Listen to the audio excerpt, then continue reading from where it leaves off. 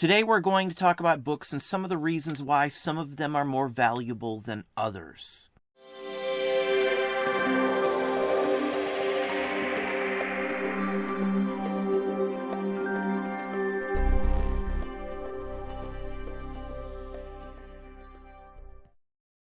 Hey, it's Don the Auction Professor. Today we're going to talk about books. Now, I used to be an avid book scanner, and I learned quite a few things from doing that. Today we're going to discuss why one edition of a book is worth more than others, and what the true first edition of some books can mean and what to look for in those examples. Let's hop over there right now and show you. Now, as you can see, I picked Stephen King to discuss books. Most of what we're going to talk about today will go for pretty much any author, depending on how popular they are, what kind of books they've written, and things like that. Most of the facts on books are similar in other books. So if something says stated first edition, it will have the word stated inside on the copyright page, first edition. That's what the word stated means. It literally means they wrote the word first edition in the book itself. If it doesn't have that, sometimes it doesn't mean that it's not a first edition, because many books have various variations of that to distinguish a first edition from just a standard edition. Stephen King is no different. Many of his earlier books will have deciding factors that only a first edition will possess. And even with the books too, a dust jacket can be like a second state, a second issue dust jacket on a first edition book. There are also first edition, second printings, third printings, fourth printings, second edition, third edition, and the whole works. So knowing the difference is key. Now, there's many sites you can use to track information down. Let's just talk about the specifics, though, on some of these books to give you an example of the variances you will find. Now, this is a true first edition of Stephen King, The Shining. And what you see listed in the title is R49. Just like Little Golden Books, which I've discussed as well, that has a in the final back page gutter section, on page 447 of the original, the first edition of The Shining, in the gutter, there'll be R49 typed into that page. That is the difference to distinguish this first edition. Now, they also have on here $8.95. That's the original dust jacket price for the first edition dust jacket. There are, again, other editions of the dust jacket. There are other editions of the book. In some cases, one book could have been printed 20 or 30 times, and there could be a first and second edition of each one of those different types of printings. There may only be one stated first edition of a specific book. So you've got to be very, very careful. There's a huge fine line in differences as well, too, as to price. This one's worth $1,500.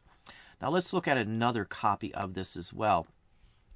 Another way to collect books would be a signed inscribed. If you see the word inscribed, it usually means that it's been signed, autographed by the author. Now, in this one here, it's $500 more because of that signature. In some cases, the autograph can add a horrendous amount of money to it because he may not have signed many of a certain first edition. So that is key to this. But price-wise, you've got to look at every little factor on it. If it's not signed, it's not going to go for as much as a signed first edition, no matter what it has in it. In some cases, some people don't even like to have a signed copy of it because they feel that it ruins the book by having the ink in the book in the first place. Now, that's a small percentage, but most people wouldn't mind having it signed. Now, just like The Shining has R49 on page 447, on page 439 is a Q37. Again, these all follow different schemes on how they labeled books to distinguish the first edition. Again, Little Golden Books is a perfect example that does the same thing. So don't be surprised that there's things like this to look for. Many people will list the first edition up thinking that that's what it is and not realize that there will be something stated on another page that could knock that question down. If you don't dig in enough, you may miss that fact and sell something that's a first edition to somebody who doesn't know and later finds out that it's not correct. Again, $7.95 is the original dust jacket for this book. $850. It's not a horrendously priced one compared to The Shining, but it's still a very good book to find. Now, even without the dust jacket, the books still sell. Sometimes the dust jacket itself can sell for thousands of dollars. We ourselves have just sold dust jackets into that range ourselves. So Be on the lookout for this kind of stuff. It's out there. Knowing the difference, though, between an original, either a dust jacket or a book, is key to making the most money. Many people will blow stuff out without realizing that they have a first edition in front of them. Maybe in some cases it doesn't say it's a first edition, or somebody just doesn't dig in enough to realize that. We've even found books at sourcing events that were signed by the author, and nobody caught on to that. So just be careful when you're out there. Pay attention, and you can make some good money. I don't book scan anymore because it's not worth it, but I still look for first editions of pretty much any good book. Now here's another example. Now this one's going for some insane amounts of money. This is a first edition, second state dust jacket. The book's included too, and this one went for much more than the other one. Certain pressings, certain editions, certain copies of various books can go for more money than other editions. There can be many different factors to control the price on these. You've got to know enough not to just blow these out. If you didn't know this is a second state, you may miss some of the facts or some of the value to some of these items. So don't just list the book that you think has some value until you research it enough to know, because there are some big high-dollar books out there that can make you thousands of dollars. Here's another example of this. This one went for over $3,000. This is the British version, signed and inscribed first edition from England. This one was printed over there. The dust jacket looks different. The book itself will have different manufacturer and the whole works on it. So there is some differences between country to country as well. So know what edition you have when you were selling these sorts of things. Now, even with the standard edition, they make high-dollar versions. This is a limited edition of 300 by Centipede Press. It's signed, numbered. It's usually in a case. They're specially pressed for companies. They cost a lot of money when they're new. This isn't something you would have bought out on a store stand or something like that. $2,000 for this one. Now, for those who are in Stephen King, you should know this one here. This is the first Dark Tower. There's a movie out for it as well, as we all know. This is The Gunslinger. This is very sought after. I believe they're on Dark Tower 7, if I'm not mistaken. $2,947. You've got to know the difference in the editions. Knowing the difference between editions can mean the difference of selling a book for 20 or 30 bucks to selling it for thousands of dollars. Know your stuff. A lot of these books, too, you may not even have barcodes on them, so it's not something most people are going to scan. I would far rather go after the books that are unscannable versus the ones that are scannable, because there's too many scanners out there, and most people these days that I run into that scan books hate the books that they can't scan. They want to be in and out and scan as many books as they can because the value of book scanning has went down. They're not as prevalent. There's not as much money to be made as there once was in scanning books. Here's just another copy, $1,128. This is from England as well, but this is a U.S. first edition of this book. Again, there's UK and US editions of them. Knowing the difference, paying attention to it, that's the only way you're going to succeed in selling books for a lot of money. Now here's a grant printing, limited to 500 of The Gunslinger as well, and this one went for $5,500. There's only 500 of these, and he signed them as well. I do believe this is double signed by the artist on this series of books as well. Now this came out the same time as the original one, so it's not something that's later on. Now they have released some of these in newer versions with like tray boxes and things like that that can go for some insane amounts of money. This is something that you probably would have never found out on the street. So there's different levels of books out there as well, whether they be just made to the collectibles market or just made to high-end collectors who like only autographed or numbered editions as well. Now, one of the biggest misconceptions I hear is that paperbacks aren't worth much money. I sell paperbacks whenever I can. I buy big bulk lots of them. Rage by Richard Bachman, aka Stephen King. The first edition is a paperback. That misses everybody's eyes. This isn't the only one now, mind you. There are other ones as well. And not just by Stephen King. Again, all of the information we're talking about here today can go for pretty much any type of book. There are many deciding factors on value on books. This is a Signet first edition paperback of Rage. This was before everybody knew Richard Bachman was Stephen King.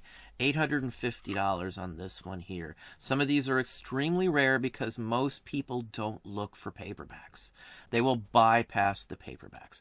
We've sold paperbacks of Stephen King for hundreds of dollars ourselves, so there are some out there that do carry some value. And not just Stephen King. There are other books that the first edition is a paperback or a lesser style binding than a hardbound book. So here's Carrie, and just like the other Stephen Kings we've talked about, on page 199 there is a P6 to indicate it is a first edition.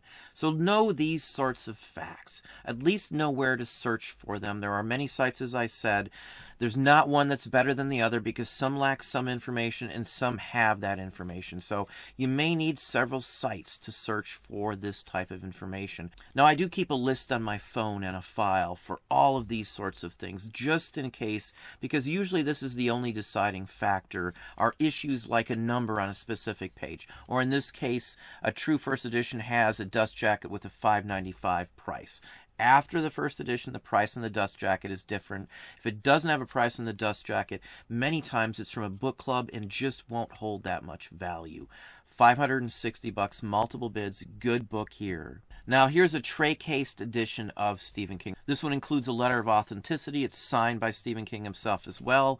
Leather, the whole works, $7,500. So again, variances and editions of each book can mean a huge difference in value. Now this one also includes prints from the artwork that's included in here as well. It has H26 in the title. There was only 26 of these made, hence that monstrous price. Now, Stephen King's been writing for a very long time. It came out quite a few years ago. In 2011, they had a 25th anniversary edition of that book. So if that gives you an idea, and the 25th anniversary edition of the book sells for over $2,000. If you get everything with it, the original in mint condition, it's a very scarce book. Now, part of the value in this one is there's only 750 of these ever pressed, and this is a publisher's copy. It has a marking of PC usually on the publisher's copies. Very fine copy of this book. Now, publishers will print so many books, and sometimes they have overruns. So let's say they only want 750. They may have had to have printed 800, 850, or they may print that many on purpose to give some copies away to special clients. That may increase the value on some books as well, on something like this. Now here's My Pretty Pony by Stephen King. This was done for Whitney Museum. There's only 280 copies of this made, and it's signed just like you would expect. Now there's quite a few editions of Stephen King's books that do have illustrations that come with them as well. 1,800 on this one. Now here's another one of those tray cases where it opens up and the book sits inside of this case. This is The Colorado Kid by Stephen King as well. Only 33 copies of this one were made. They were almost like being made by hand, one at a time, for the cases and the books on these as well. Almost all of these tray case books go for some insane amounts of money. Again, not something you're going to find out in the street unless you're at a book sale from a rare collector or an estate sale or something along that line. There are many editions of each one of these books. There'll be other companies that produced smaller runs too. There may be another edition of the same book that has 250 copies, 750 copies, and each one is slightly different. So just keep that in mind when you're looking for these sorts of things. $1,700, as I said. Now here's a slip-cased version of Cycle of the Werewolf. There's multiple versions. This is a U.S. signed limited edition version of this book. Now Cycle of the Werewolf, if you're unaware, there are some trade paperback editions, and Bernie Wrightson does the artwork for many of these editions. Now, our good friend Dom, Primetime Treasure Hunter, I'm sure will agree with this, that Bernie Wrightson's artwork as a stylist of horror goes super well with Stephen King. Cycle of the Werewolf is honestly one of my favorites by him because of Bernie Wrightson tie-ins for it. So, really nice book. This one went for $1,567. Now, there's also other things to consider. There is a British book market and a U.S. book market as well. So, there are different values in different countries. The different editions go for different money as well, so just pay attention to what you have. Don't sell anything unless you are sure, without a doubt, that you have the right edition listed. But that's what I have for you today.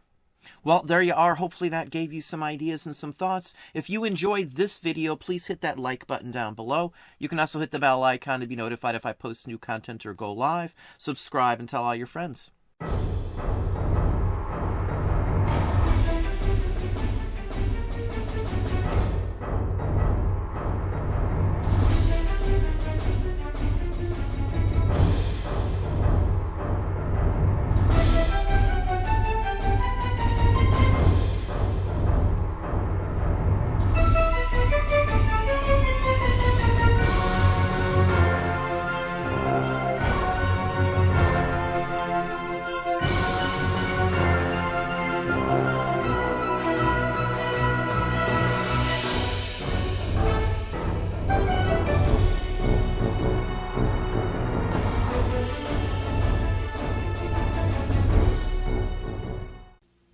America's classic thrillers come to life.